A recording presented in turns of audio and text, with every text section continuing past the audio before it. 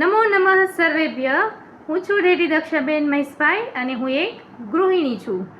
આજે ફરી હાજર છીએ લોકવિજ્ઞાન કેન્દ્ર મોરબી દ્વારા એક નવા જ વિષય સાથે નવી જ માહિતી લઈને, જેનું નામ છે કે શિક્ષણ એ વ્યક્તિ અને દેશના વિકાસમાં શું ભાગ ભજવે છે. તો ચાલો મિત્રો જાણીએ. તો 5 સપ્ટેમ્બર એટલે કે રાષ્ટ્રીય શિક્ષક દિવસ. મિત્રો, આપણે સૌ જાણીએ છીએ કે આપણી ભારતીય સંસ્કૃતિ એ ઘણી લોકપ્રિય છે અને મિત્રો કહેવાય છે કે વ્યક્તિના જીવનમાં જો કોઈ પ્રથમ મૂલ્યવાન કોઈનું સ્થાન હોય તો એ માનું છે અને માના સ્થાન પછી જો કોઈનું સ્થાન આવતું હોય તો એ એક શિક્ષકનું સ્થાન છે. એટલે જ 5 સપ્ટેમ્બર એટલે કે રાષ્ટ્રીય શિક્ષક દિવસ એ આવા જ કોઈ એક વ્યક્તિના યાદમાં ઉજવવામાં આવે છે કે જે એક શિક્ષક તરીકે પોતાનું સમગ્ર જીવન અર્પણ કર્યું હતું. એમનું નામ છે ડૉક્ટર સર્વપલ્લી રાધાકૃષ્ણન. મિત્રો, આવા તો આપણા ભારત દેશમાં ઘણા એવા વ્યક્તિઓ થઈ ગયા જે આંગળીની ટોચે એમનું નામ લઈ શકાય. જેવી રીતે કહીએ કે આપણે ગુજરાતી સાહિત્યમાં મૂર્ધન્ય કવિ એવા મૂછાળીમાં તરીકે ઓળખાતા એક શિક્ષક, જેને પોતાનું જીવન સમગ્ર જીવન એ બાળકોને શિક્ષક તરીકે અર્પણ કરેલું હતું. તો ચાલો મિત્રો, આપણે આજે જાણીએ કે ડૉક્ટર સર્વપલ્લી રાધાકૃષ્ણન વિશે થોડીક માહિતી. તો મિત્રો, આપણે સૌ જાણતા જ હશું કે ડૉક્ટર સર્વપલ્લી રાધાકૃષ્ણનનો જન્મ તામિલનાડુમાં 1888માં થયો હતો. એ એક સારા વક્તા વૈજ્ઞાનિક હોવાની સાથે સાથે એ એક પરમ અને શ્રેષ્ઠ અને આદર્શ શિક્ષક પણ હતા અને એમની યાદમાં આજે સમગ્ર ભારતમાં 1962ની સાલથી લઈને આજ સુધી શિક્ષક દિન તરીકે એમનો જન્મદિવસ ઉજવવામાં આવે છે. તો ચાલો આપણે જઈએ કે આવા શિક્ષક દ્વારા વ્યક્તિનો વિકાસ અને દેશનો વિકાસ એમાં કઈ રીતે ભાગ ભજવે છે.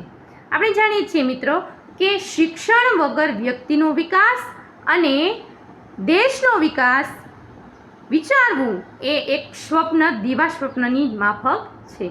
કારણ કે દેશને જો કોઈ શિક્ષિત વ્યક્તિ બનાવવાવાળું હોય તો એક આદર્શ શિક્ષક છે. અને કહેવાય છે ને કે આપણી જે પ્રાચીન ભાષા સંસ્કૃત છે એમાં પણ કહેવાયું છે કે વિદ્યા વગરનો માણસ પશુ સમાન છે, કે વિદ્યાવિન નર પશુ.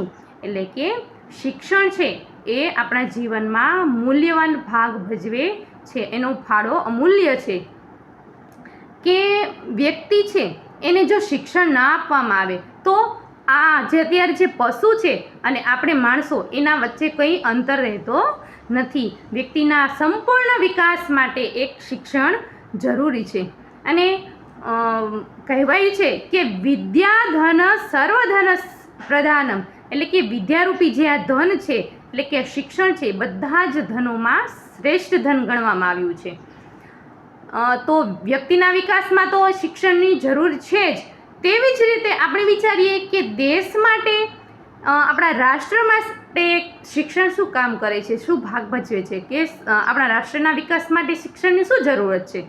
તો આપણો દેશ છે એનો વિકાસ જોઈએ તો એના વિકાસમાં મૂળમાં અર્થતંત્ર રહેલું છે અને એ અર્થતંત્ર દ્વારા જ એનો વિકાસ થાય છે. તો સારું અર્થતંત્ર માટે સારા શિક્ષણની જરૂર પડે છે અને સારું જો શિક્ષણ હોય તો દેશની અર્થવ્યવસ્થા સુધરે છે, તેની આર્થિક પરિસ્થિતિ સુધરે છે અને ઘણા બધા પ્રોબ્લેમો સોલ્વ થાય છે. એટલે કે દેશના આર્થિક વિકાસ માટે પણ શિક્ષણ ખૂબ જ જરૂરી છે. આપણા જે મિસાઇલ મેન કહેવાય છે કે એપીજે અબ્દુલ કલામ, એમણે પણ રાષ્ટ્રના વિકાસ માટે કહ્યું છે કે જો ભારતનો વિકાસ કરવો હોય તો તેના બાળકોને અણુબોમ્બથી પણ શક્તિશાળી વધુ બનાવવા જોશે, તો જ એનો રાષ્ટ્રનો વિકાસ થશે. એટલે મિત્રો, આપણે ખ્યાલ આવી જ ગયો હશે કે આપણા જીવનમાં અને આપણા ભારત દેશ માટે કે શિક્ષણનું શું મહત્ત્વ છે.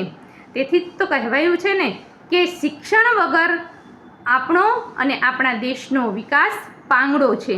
તેથી આજથી જ આપણે શિક્ષિત બનીએ અને આવા આપણા જીવનમાં રહેલા આદર્શ શિક્ષકો દ્વારા સારી એવી શિક્ષા મેળવીએ. જય હિન્દ, જય ભારત, અસ્તુ.